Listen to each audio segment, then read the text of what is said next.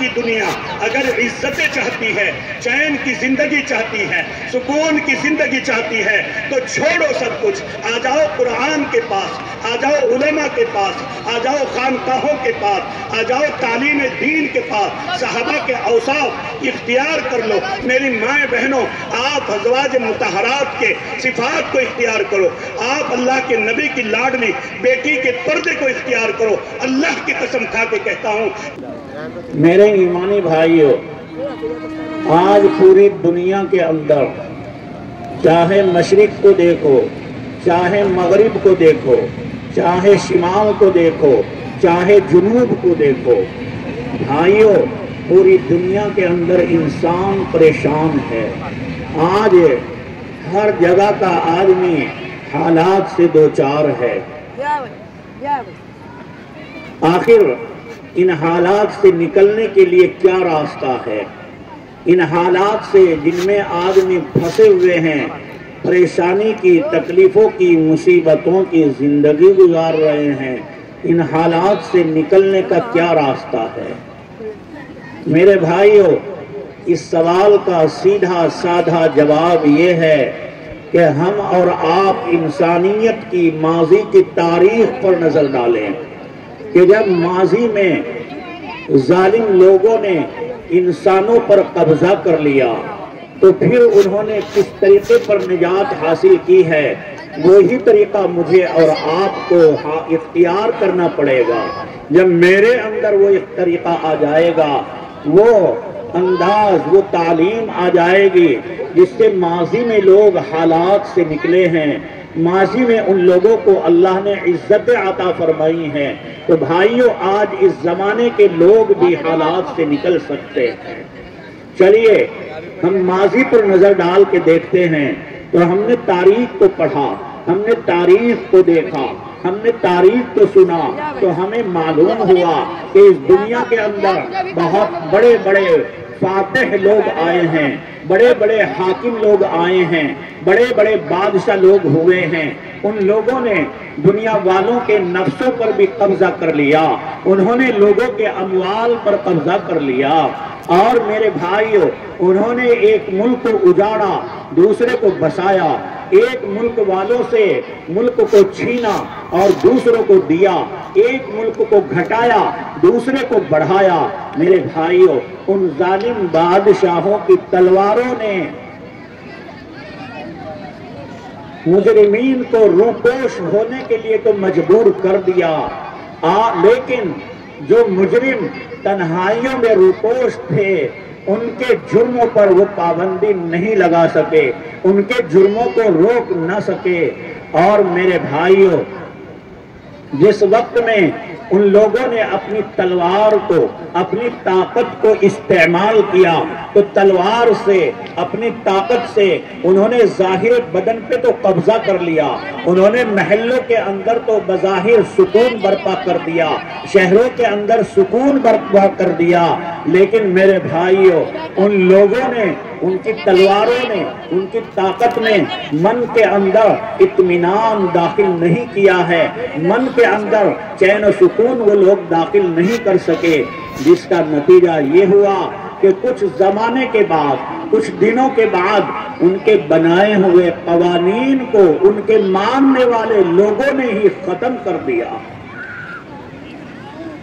بھائیوں پیچھے چلیے کہ ایک زمانہ ہے حضرت لاڈلے پیغمبر سلم سے پہلا زمانہ، حضرت عیسیٰ علیہ السلام سے بھی پہلا زمانہ ہے، حضرت موسیٰ علیہ السلام کے زمانے سے پہلے ایک ظالم دنیا میں ہے میرے بھائیوں، جس کو فرعون کے نام سے لوگ یاد کرتے ہیں۔ اس نے لوگوں پر کیسا ظلم کیا ہے، اللہ رب العزت نے قرآن میں بیان فرمایا کہ اے لوگوں یاد کرو اس وقت کو، اذ نجیناکم من آل فرعون یسومونکم سوء العذاب ویذبحون ابناءکم ویستحیون نساءکم، کہ یاد کرو اس وقت کو جبکہ فرعون ظالم نے تم لوگوں کو غلام بنا رکھا ہے اور تم پر ظلم کرتا ہے، یہاں تک کہ بچیوں کو زندہ قتل کر دیتا ہے، بچوں کو زندہ قتل کر دیتا ہے۔ یذبحون ابناءکم ویستحیون نساءکم، اور تمہاری عورتوں کو، تمہارے بچوں کو وہ زندہ چھوڑ دیتا ہے، لڑکوں کو قتل کرتا ہے اور بچیوں کو زندہ چھوڑ دیتا تھا۔ ایسا ظلم کر رکھا ہے میرے بھائیوں، یہاں تک کہ اس نے انا ربکم الاعلی کا دعویٰ کر دیا کہ میں ہی رب اعلیٰ ہوں، لوگوں کو اپنے سامنے سجدہ کروا رہا ہے۔ اللہ رب العزت نے حضرت موسیٰ علیہ السلام جو اللہ کے رسول ہیں، انہیں اللہ رب العزت نے رسول بنا دیا اور پھر انہیں حکم دیا اذهب الى فرعون انه طغى فقل هل لك الى ان تزكى واهديك الى ربك فتخشى فاراه الايه الكبرى فكذب وعصى ثم ادبر يسعى فحشر فنادى فقال انا ربكم الاعلى۔ میرے بھائیو، اللہ حکم دے رہا ہے کہ اے موسیٰ جاؤ فرعون کے پاس جاؤ اور اسے جا کے سمجھاؤ، اتنا بڑا ظالم ہے۔ بھائیو، حضرت موسیٰ علیہ السلام ڈر رہے ہیں اور اللہ سے درخواست کرتے ہیں وَاجْعَلْ لِي وَزِيرًا مِّنْ أَهْلِي، اے اللہ میرے بھائی ہارون کو میرا معین و مددگار بنا دیجئے۔ اللہ نے ان کی دعاؤں کو قبول فرما لیا۔ پھر دونوں کو حکم دیتا ہے اللہ اذهبا إِلَى فِرْعَوْنَ إِنَّهُ طَغَىٰ فَقُولَا لَهُ قَوْلًا لَّيِّنًا لَّعَلَّهُ يَتَذَكَّرُ أَوْ أَن يَخْشَىٰ قَالَا رَبَّنَا إِنَّنَا نَخَافُ أَن يَفْرُطَ عَلَيْنَا أَوْ أَن يَطْغَىٰ قَالَ لَا تَخَافَا إِنَّنِي مَعَكُمَا أَسْمَعُ وَأَرَىٰ۔ میرے بھائیوں، اللہ دونوں بھائیوں کو حکم دے رہا ہے کہ جاؤ ظالم فرعون کے پاس جاؤ۔ میرے بھائیوں، موسیٰ علیہ السلام نے جا کے اللہ کا حکم سنایا اور قوم کو اللہ کے دین کی دعوت دی، اللہ کے ایک ہونے کی دعوت دی اور اپنے اللہ کے سچا رسول ہونے کا اعلان کیا۔ لوگوں نے مان لیا، اللہ تعالیٰ نے اس کے ظلم ستم سے نجات عطا فرما دی۔ تو میرے بھائیوں، پتہ لگا کہ ان ظالم بادشاہوں کے ظلم سے بچنے کا راستہ یہ ہے کہ آدمی انبیاء کی تعلیم پہ آ جاوے، انبیاء کے طریقے پر آ جاوے۔ اللہ نے بنی اسرائیل کو فرعون ظالم کے ظلم سے نجات عطا فرمائی ہے۔ وہ کس کے ذریعے عطا فرمائی؟ میرے بھائیوں، موسیٰ علیہ السلام کے ذریعے عطا فرمائی ہے۔ اور ایسے ہی آپ دیکھیے حضور پاک صلی اللہ علیہ وسلم جب تک مکہ المکرمہ میں تشریف نہیں لائے، جب تک آپ پیدا نہیں ہوئے، وہاں کا کیا حال ہے بھائیوں؟ قتل و غارت گری، لوٹ مار، ایک دوسرے کی جان کو قتل کرنا، اس کے مال کو لوٹنا اور ذرا ذرا سی باتوں پہ جھگڑے فتنے کرنا ان لوگوں کا خاص شیوا تھا، ان کی عادت تھی۔ وہ اس پر فخر کیا کرتے تھے کہ میں نے کتنے قتل کیے ہیں، میں نے کتنے لوگوں کی جان ماری ہے، میں نے کتنی عورتوں کی عزت لوٹی ہے۔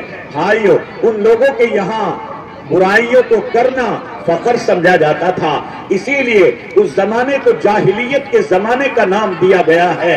وہ لوگ اپنی ماں کو جب باپ مر جاتا تھا تو اپنی ماں کو بھی مال میراث سمجھ کر تقسیم کر لیا کرتے تھے۔ اور بھائیوں، ایسے ظالم لوگ تھے کہ اپنا نشانہ بنانے کے لیے وہ لوگ جاندار کا استعمال کرتے تھے۔ کسی جاندار جانور کو باندھ دیا، اس کو نشانہ بنانے کے لیے اپنے نشانے کو پکا کر رہے، اس کو مار رہے ہیں۔ اور بعض روایتوں میں تو یہ آتا ہے کہ اگر کسی آدمی کے پاس میں کوئی غلام ہوتا، بھائیوں، وہ میدان میں اس غلام کو لے کر جاتے اور آپس میں شرط لگاتے کہ دیکھو، اگر میں نے اپنے اس غلام کی آنکھ کے اس کالے ڈیلے میں، کالے نشان میں تیر مار دیا تو بتاؤ تم مجھے کیا دو گے؟ میرے بھائیوں، اس غلام کو باندھ دیا جاتا تھا اور یہ آدمی اپنی بازی جیتنے کے لیے اس غلام کی آنکھ میں نشانہ لگاتا تھا اور غلام کی آنکھ میں تیر لگتا، وہ زمین پر تڑپتا تڑپتا مر جایا کرتا تھا۔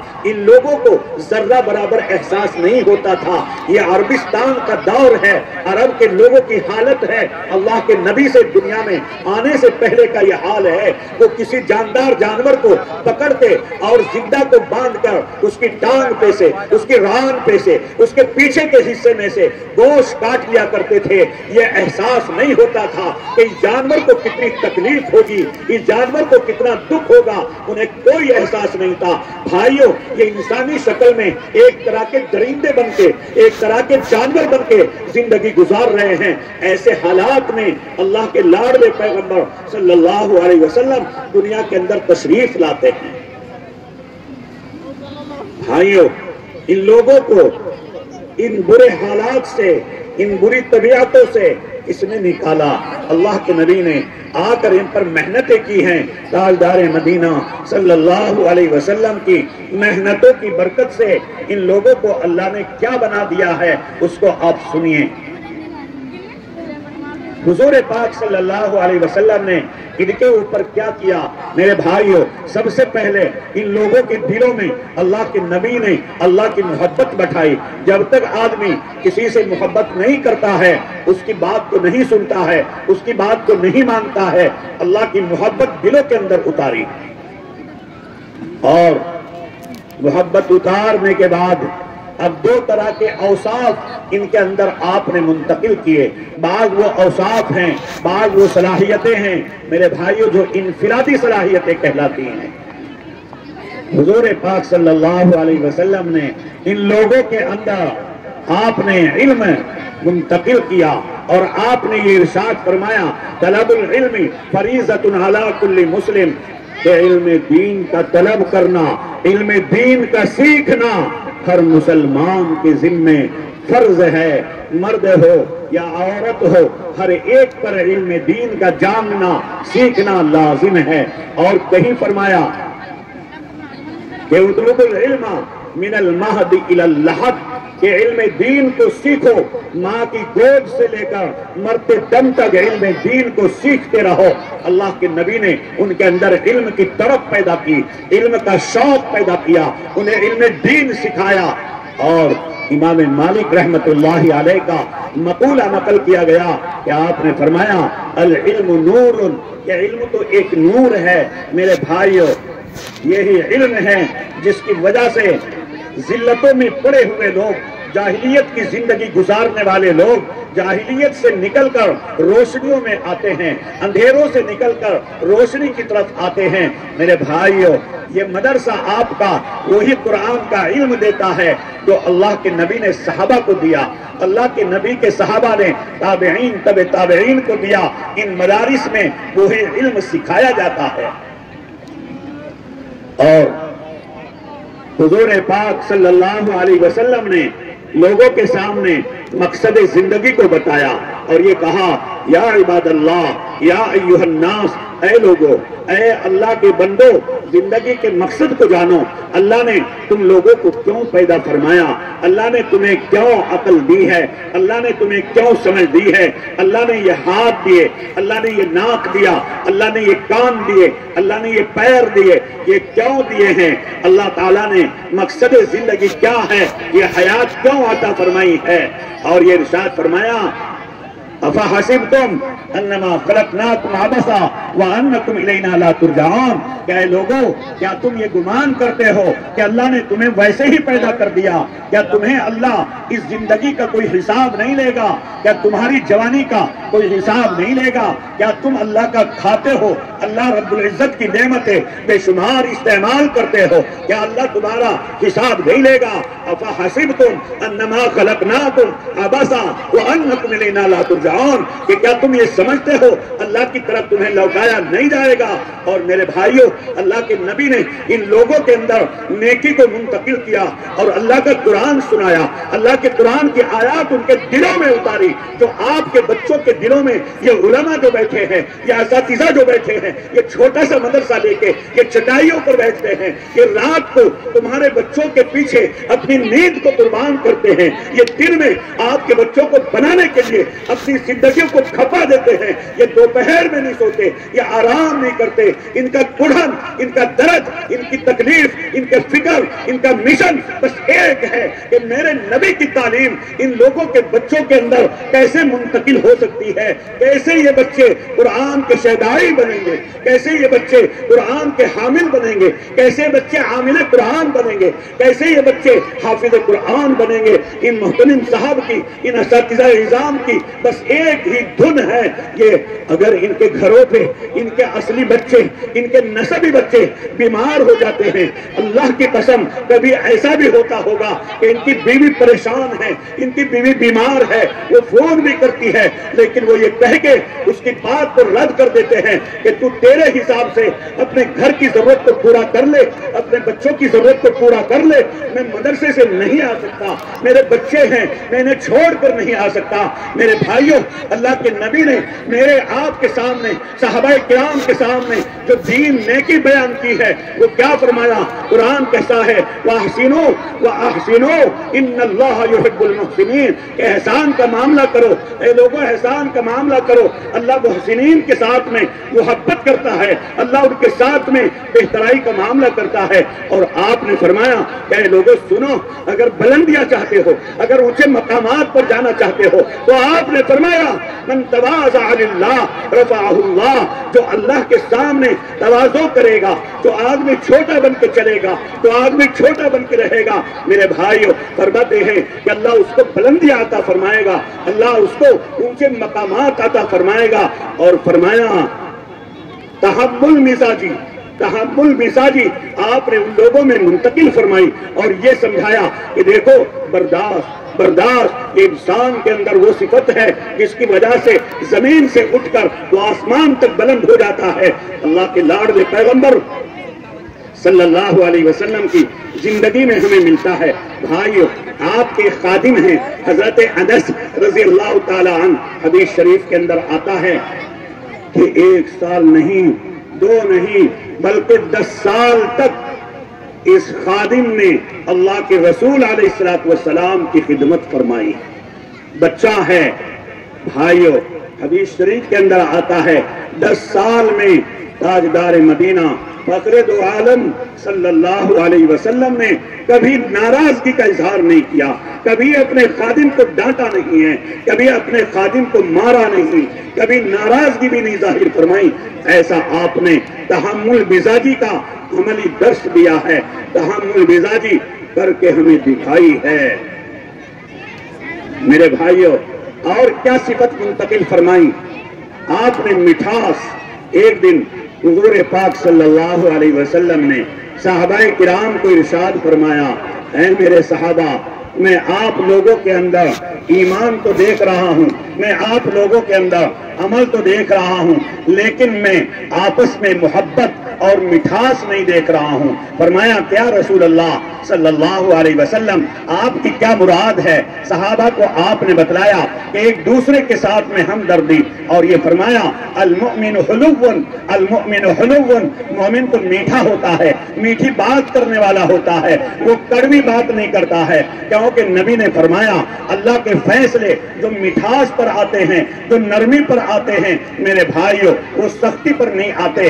جب لاڈلے پیغمبر صلی اللہ علیہ وسلم نے ان کے اندر یہ اوصاف منتقل فرمائے, میرے بھائیوں جب وہ نبی کے قریب آئے اور وحی کی بارش ان کے اوپر برسی تو ان کے سوکھے ہوئے قلوب جو تھے وہ کھل جاتے ہیں, ان کی صلاحیتیں بیدار ہو جاتی ہیں, ان کے قلوب کے شگوفے کھل کر سامنے آتے ہیں. جب وہ اللہ کے نبی کے سامنے اپنے کو پیش کرتے ہیں اور اللہ کی طرف سے وحی کی بارش جو ہو رہی ہے, جو احکام آ رہے ہیں, اللہ کے نبی وہ انہیں سمجھا رہے ہیں. بھائیوں, پھر یہی وہ لوگ جو کہ کل کے ظالم تھے آج کے وہ عادل بنے، جو کل کے جاہل تھے آج کے وہ عالم بنے، جو کل کے لٹیرے تھے آج کے وہ محافظ بنے، جو کل کے ننگے انسانیت تھے آج کے وہ فخر انسانیت بنے۔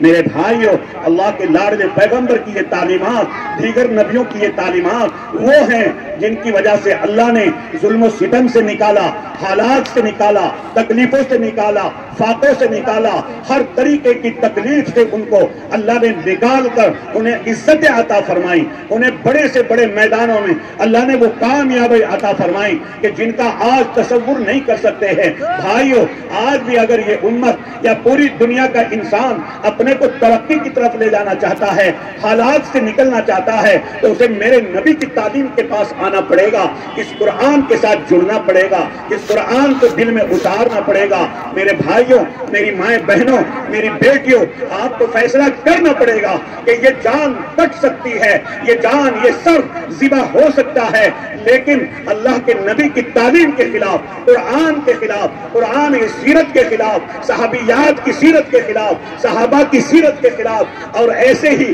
میرے آقا تاجدار مدینہ صلی اللہ علیہ وسلم کی پیاری بیٹی فاطمہ کی سیرت کے خلاف میری بیٹیاں زندگی نہیں گزار سکتی ہیں۔ دنیا ساری ایک طرف، لیکن میرے نبی کی سیرت ایک طرف ہے۔ بھائیو، پھر یہ لوگوں کو اللہ نے اٹھایا اور ایک صفت اللہ نے کہ نبی علیہ السلام نے قرآن کی روشنی میں ان کے اندر منتقل فرمائی، اخلاص۔ اخلاص، جو بھی کام کرو اللہ کی رضا کے لیے کرو، مدرسہ چلاتے ہو اللہ کی رضا کے لیے، کسی کو کچھ دیتے ہو اللہ کی رضا کے لیے، کسی کو دینے سے انکار کرتے ہو تو بھی اللہ کی رضا کے لیے۔ اسی کو فرمایا الحب للہ، البغض للہ، المنع للہ، الاعطاء للہ، اور کما قال صلی اللہ علیہ وسلم کہ اگر محبت کرتے ہو کسی سے تو اللہ کے لیے کرو۔ کیا مطلب؟ کہ اس لیے کرو، یہ اللہ کے دین کا داعی ہے، یہ قرآن کا حافظ ہے، یہ قرآن کا عالم ہے، یہ مدرسہ چلانے والے ہیں، یہ بچوں کو پڑھانے والے ہیں، یہ ہماری امت رسول صلی اللہ علیہ وسلم میں بڑے ممتاز لوگ ہیں۔ انہی کے بارے میں اللہ کے نبی نے فرمایا العلماء ورثۃ الانبیاء۔ میرے بھائیوں، اللہ کے نبی نے فرمایا جو بھی کچھ کرو اللہ کے لیے کرو، اخلاص کے ساتھ میں کرو۔ اگر کسی سے محبت ہے اللہ کے لیے، اگر کسی سے ناراضگی ہے تو بھی اللہ کے لیے، اگر کسی کو کچھ دے رہے ہو تو دیکھو کہ ہاں یہ اللہ کا نیک بندہ ہے، یہ اللہ کا نیک بندہ ہے، یہ دیندار ہے، یہ محتاج ہے، یہ ضرورت مند ہے، یہ اس پیسے کو لے کر اچھی جگہ میں خرچ کرے گا، اس لیے دو۔ اور اگر کسی کو انکار کرتے ہو تو بھی اللہ کے لیے انکار کرو۔ یعنی یہ دیکھا یہ آدمی میرا پیسہ لے جا کر شراب پیے گا، یا یہ میرا پیسہ لے کر جوا کھیلے گا، یا یہ میرا پیسہ لے کر گناہ کا کام کرے گا، اب میں اس کو نہیں دیتا۔ کیوں؟ اس لیے کہ میرے اللہ نے منع کیا ہے۔ اللہ نے تو فرمایا تعاونوا علی البر والتقوی ولا تعاونوا علی الاثم والعدوان، کہ نیکی کے کام میں مدد کرو اور برائی کے کام میں کسی کا ساتھ نہ دو۔ یہ آدمی برا کام کرے گا اس لیے میں اس کا ساتھ نہیں دیتا، اس لیے میں اس کو مدد نہیں کرتا، اس لیے میں اس کو پیسہ نہیں دیتا، تو یہاں بھی آپ کو ثواب ملے گا نہ دینے پر، اور کبھی ثواب ملے گا دینے پر، کبھی ثواب ملے گا نہ دینے پر۔ اگر محتاج ہے نیک کام میں خرچ کرے گا، سیدھا ہے، پریشان حال ہے، بھائیو دے دو، ثواب ملے گا۔ اگر گناہ کے کام میں چلے گا، شراب پیے گا، جوا کھیلے گا، غلط کاریہ کرے گا، جوا بازی کرے گا، سٹا بازی کرے گا، تو اب نہ دینے پہ ثواب ملے گا، اگر دے دو گے تو گناہ ملے گا۔ کیوں؟ آپ لوگوں نے اس کی گناہ کے کام میں مدد کر دی ہے، اس لیے بھائیو ایسے موقع پہ ہمیں خرچ کرنے کا حکم نہیں ہے۔ بہرحال اللہ کے نبی علیہ السلام نے ایک صفت ان کے اندر پیدا فرمائی ہے، اخلاص، جس سے آج میں اور آپ خالی ہیں۔ بھائیو، میں اگر مدرسے کو کچھ دے دیتا ہوں، یا مسجد کو کچھ دے دیتا ہوں، یا غریب کو کچھ دے دیتا ہوں، یا پریشان حال کا کچھ ہے میں نے کام بنا دیا، اس کی مدد کر دی، بھائیو ہم احسان جتاتے ہیں، اسے ذلیل کرتے ہیں، اس کے بارے میں اخبارات میں لکھتے ہیں کہ فلاں نے فلاں کو اتنا دیا ہے، بھائیو یہ اخلاص کے خلاف ہے۔ ہاں، اخلاص تو وہ ہے جو ابو بکر صدیق رضی اللہ تعالیٰ نے سیکھا۔ بھائیو، ابو بکر کا اخلاص کیسا ہے؟ غور سے سنو میری بیٹیوں، میری بہنوں، میری ماں، میرے بھائیوں، آپ توجہ سے سنو۔ اگر کسی آدمی کی نماز میں اخلاص نہیں ہے تو نماز منہ پہ پھینک کر مار دی جاتی ہے۔ اگر کسی کے صدقہ دینے میں اخلاص نہیں ہے تو صدقہ پھینک کے مار دیا جاتا ہے۔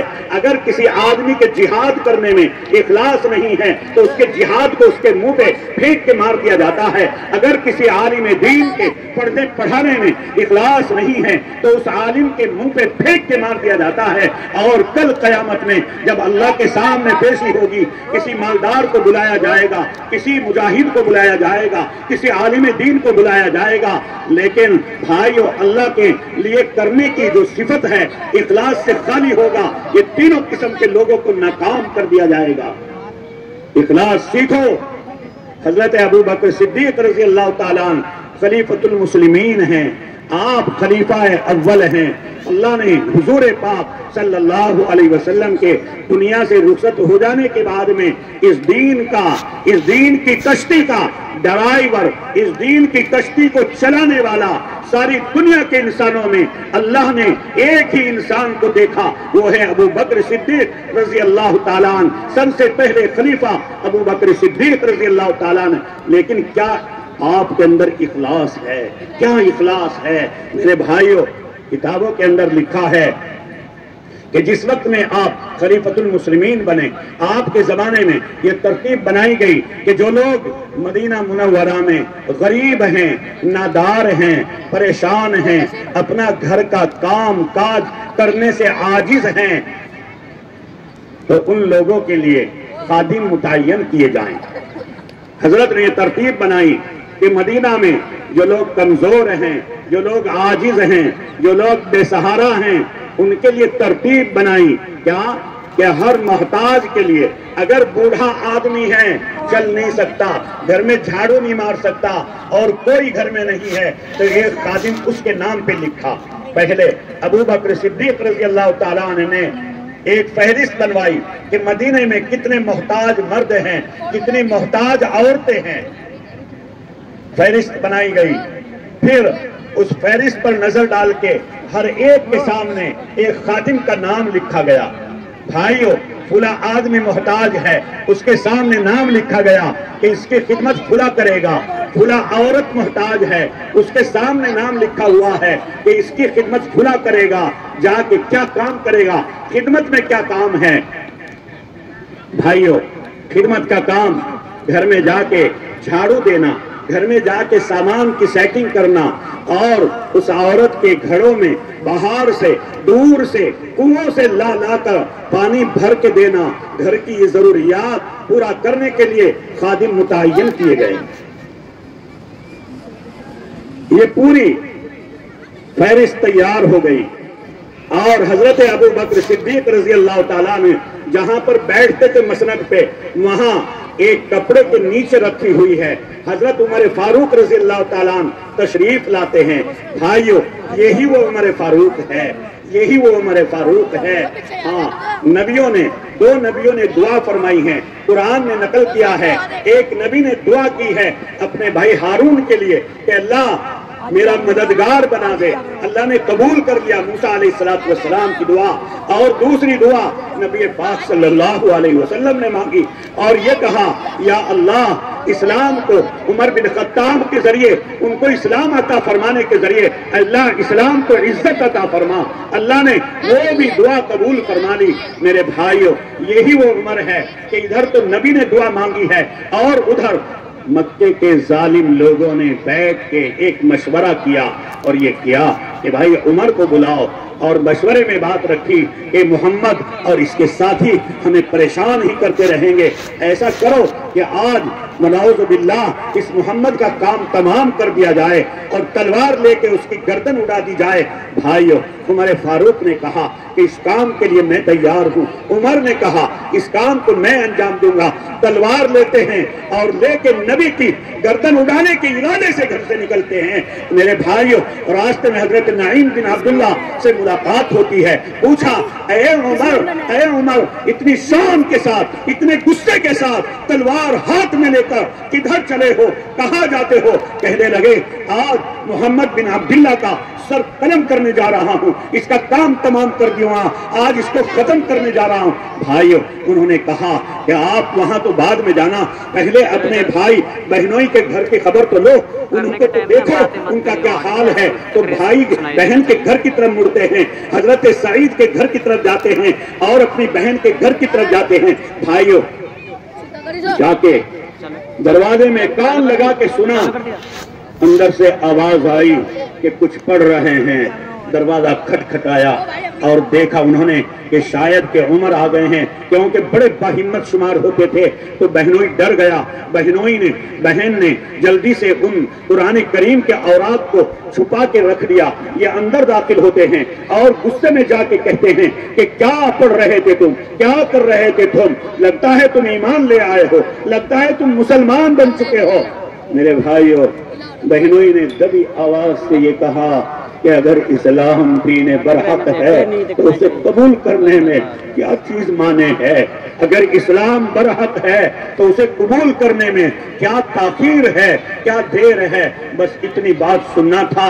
اور عمر فاروق نے بھائیوں جو مارنا شروع کیا ہے بہنوئی کو، پیٹنا شروع کیا، پٹک کے مارا اور ان کے سینے پر بیٹھ جاتے ہیں، مار رہے ہیں۔ اور میرے بھائیوں، بہن تو چلال آ گیا، بہن کو غصہ آ گیا۔ بہن نے کہا عمر، جس ماں کا دودھ تو نے پیا ہے اسی ماں کا دودھ میں نے پیا ہے۔ سن لے، کان کھول کے سن لے، ہمارے دلوں کے اندر ایمان داخل ہو چکا ہے۔ یہ ایمان ہمارے دلوں سے نہیں نکل سکتا ہے۔ ہم سر تو کٹا سکتے ہیں، تو جان لے سکتا ہے، لیکن دلوں کے اندر سے تو ہمارے ایمان کو نہیں نکال سکتا ہے۔ میرے بھائیوں، اس عمر کو جب یہاں پر چوٹ لگتی ہے، اب یہ عمر وہاں سے نکل کے ارادہ اسلام لے کر اللہ کے نبی کی خدمت میں دار ارقم میں آتا ہے۔ اللہ کے نبی صلی اللہ علیہ وسلم اندر تشریف فرما ہے۔ صحابہ نے دیکھا کہ عمر ننگی تلوار لے کے آ رہے ہیں۔ صحابہ کرام کہنے لگے اے اللہ کے لاڈلے پیغمبر، آج تو بڑی تکلیف لگ رہی ہے کیونکہ یہ عمر آ رہا ہے۔ اللہ کے نبی نے فرمایا کوئی گھبرانے کی بات نہیں ہے، آنے دو آنے دو۔ اگر عمر عزت سے آئے گا تو کوئی بات نہیں، اور اگر بدتمیزی سے آئے گا تو اس کی تلوار سے اس کے سر کو قلم کر دیا جائے گا۔ بھائیو، عمر آتے ہیں، اللہ کے نبی نے زور سے پکڑ کے ان کے دامن کو جھٹکا مارا اور کہا کہ عمر کب تک اندھیروں میں پڑے رہو گے؟ بھائیو، اسی وقت اسلام لے آتے ہیں۔ بہرحال میں آپ کو بتا یہ رہا تھا کہ عمر فاروق حضرت ابوبکر صدیق رضی اللہ تعالیٰ عنہ کے پاس آتے ہیں، مسند کے نیچے جہاں پر یہ فہرست رکھی ہوئی ہے وہاں سے اس فہرست کو نکالتے ہیں، پڑھ کے دیکھتے ہیں، نیچے دیکھا آخر میں ایک نام مجبور محتاج عورت کا لکھا ہوا ہے، لیکن اس کے سامنے کسی خادم کا نام نہیں ہے۔ عمر فاروق نے سوچا سبحان اللہ، الحمدللہ، آج تو بہت اچھا موقع ہو گیا کہ یہاں میں اپنا نام لکھ لیتا ہوں، اس عورت کی خدمت بندہ کیا کرے گا، میں کیا کروں گا۔ بھائیو، یہ فیصلہ اپنے دل میں کر لیا اور آج فجر کی نماز مسجد نبوی صلی اللہ علیہ وسلم میں پڑھنے کے بعد جلدی سے اس بڑھیا کے گھر پہ تشریف لے جاتے ہیں اور جا کے دستک دیتے ہیں۔ بوڑھی ماں نے اندر سے پوچھا بیٹا کون؟ فرمایا کہ عمر بن خطاب۔ کیوں بھائی، کیوں آئے؟ کہا آپ کے خدمت کرنے کے لیے آیا ہوں، خادم بن کے آیا ہوں، آپ کو خدمت کی ضرورت ہے۔ آپ کے نام کے سامنے کسی خادم کا نام نہیں تھا۔ مائی دروازہ کھول دے، مائی دروازہ کھول دے، یہ بندہ تیری خدمت کے لیے آیا ہے، تیرے گھر میں یہ جھاڑو لگائے گا، تیرے گھر میں یہ پانی لا کر دے گا، تیری ساری خدمت کرے گا۔ میرے بھائیو، اماں نے، بڑھیا نے کیا جواب دیا؟ یہ کہا کہ بھائی حضرت آیا تھا اور میرا تو کام بھی کر کے چلا گیا۔ کون ہے معاون ہے یا کون ہے مجھے پتا نہیں ہے۔ جب خادم آتا ہے مجھے دستک دیتا ہے، میں اپنے گھر کے کونے میں بڑھیا ہونے کے باوجود پردہ کر کے بیٹھ جاتی ہوں اور خادم جھاڑو وغیرہ مار کے چلا جاتا ہے۔ مجھے اللہ کی قسم پتا نہیں ہے کہ یہ خادم کون ہے، کیا نام ہے، میں اس کو نہیں جانتا۔ آواز آئی کہ بیٹا آیا تھا خادم، خادم تو کام بھی کر کے چلا گیا۔ حضرت عمر فاروق کے اب تو ہوش حواس باختہ کہ اللہ یہ کون ہے، کس وقت آتا ہے۔ بھائیو، اگلے دن عمر فاروق رضی اللہ تعالیٰ عنہ نے عشاء کی نماز مسجد نبوی صلی اللہ علیہ وسلم میں پڑھی، اور پڑھنے کے بعد اس راستے میں سخت سردی کا زمانہ ہے، پوری رات راستے کے کنارے پر جھاڑوں کے پیچھے، درختوں کے پیچھے چھپ کے بیٹھ جاتے ہیں، صرف یہ دیکھنے کے لیے کہ یہ کون آدمی ہے کہ جس کا کسی کو پتہ نہیں ہے، اس بڑھیا کو پتہ نہیں ہے، یہ اتنا راز کے ساتھ یہ اللہ کے دین کا کام کرنے والا، یہ خدمت محتاج کرنے والا یہ کون آدمی ہے، صرف یہ دیکھنے کے لیے پوری رات ٹھنڈی میں سردی میں جنگل میں کھڑے ہو کر گزار رہے ہیں۔ فرماتے ہیں کہ جب رات کا 1 بجا اور پورے مدینے میں سناٹا چھا گیا، پورے مدینے میں اندھیری ہے، اور بھائیو مدینہ منورہ میں تو بہت سے حشرات الارض تھے، اس وقت کی بات ہے۔ فرماتے ہیں میں کنارے پہ کھڑا ہوں، 1 بجے اندھیرے میں ایک آدمی آہستہ آہستہ پیر رکھتے ہوئے آ رہا ہے، چل رہا ہے، آگے آ رہا ہے۔ جب وہ میرے قریب آیا، میں باہر سے سائیڈ میں سے نکلا اور فوراً جا کے سامنے پکڑا اور کہا کون؟ اللہ اکبر۔ میرے بھائیوں، دیکھا، دیکھ کر کے بالکل پسینہ پسینہ ہو گئے۔ دیکھا کون ہے یہ آدمی؟ ابو بکر صدیق رضی اللہ تعالیٰ عنہ خلیفۃ المسلمین ہیں، جو رات کو ایک محتاج عورت کی خدمت کرنے کے لیے جایا کرتے ہیں اور پتہ کسی کو نہیں ہے۔ میرے بھائیو، عمر فاروق نے دیکھا کہ پیر میں چپل بھی نہیں ہے، پیر میں جوتی نہیں ہے، کہا اے خلیفۃ المسلمین، اے اللہ کے بندے، اے نبی کے یار غار، آپ کے پیر میں جوتی نہیں ہے، جوتا کیوں نہیں پہنا، چپل کیوں نہیں پہنا؟ میرے بھائیو کیا جواب دیا؟ یہ کہا کہ یہ سوچ کر جوتا پہن کے نہیں آتا کہ جوتے کی آواز سے، آہٹ سے کسی کو پتہ لگ جائے گا کہ کوئی جانے والا جا رہا ہے۔ میں یہ سوچ رہا تھا کہ کل جب میدان حشر لگے گا، تاجدار مدینہ اولین و آخرین کا اجتماع ہوگا، بس اس وقت میں میرا اللہ جانے گا اور یا ابو بکر جانے گا کہ یہ خدمت میں نے کی ہے، اللہ کے لیے کی ہے۔ میرے بھائیوں، نبی نے یہ اوصاف لوگوں کے اندر پیدا فرمائے اور کہیں کہا کہ لوگوں کے لیے نفع رسانی کا سامان بنو، سامان تیار کرو، تم رفع رسانی والے بنو، خیر الناس من ينفع الناس، آپ صلی اللہ علیہ وسلم نے فرمایا۔ اور کہیں فرمایا کہ لوگوں آپس میں ایک دوسرے کے ساتھ میں رحم و کرم کا معاملہ کرو۔ بھائیوں، مسلمان نہیں فرمایا، آپ نے مطلقاً ارشاد فرمایا ہے۔ کیا فرمایا؟ ارحموا من فی الارض یرحمکم من فی السماء، اور کہیں ارشاد فرمایا الخلق عیال اللہ فاحب الخلق الی اللہ من یحسن الی عیالہ۔ میرے بھائیوں، جب ان اوصاف کو صحابہ نے اپنے اندر داخل کیا تو اب اللہ نے انہیں عزتیں عطا فرمائی، انہیں عزتیں عطا فرمائی۔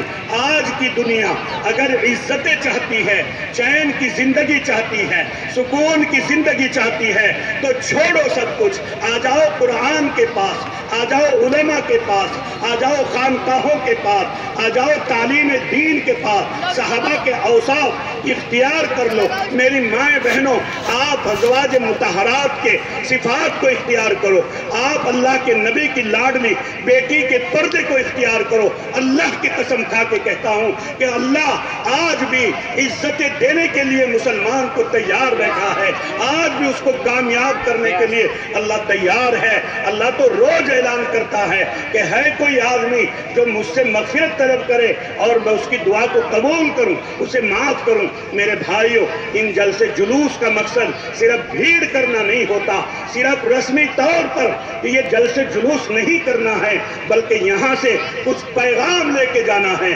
یہاں سے کچھ سن کے عمل کی نیت سے اٹھ کے جانا ہے، اور جب آپ عمل کریں گے تو اللہ آپ کو دنیا اور آخرت میں ترقی عطا فرمائے گا۔ اللہ سے دعا ہے کہ میرا اللہ آپ کو مجھے سب کو عمل کرنے کی توفیق عطا فرمائے اور اللہ تعالیٰ آپ کے اس ادارے کو حضرت محتمم مولانا قطب الدین صاحب مقدس اللہ العالی اور ان کے رفقا جو بڑے فعال اساتذہ نظام ہیں ان کی خدمات سے دن دنی رات چوگنی ترقیات عطا فرمائے. اللہ ہم سب کی دنیا بھی اچھی بنائے.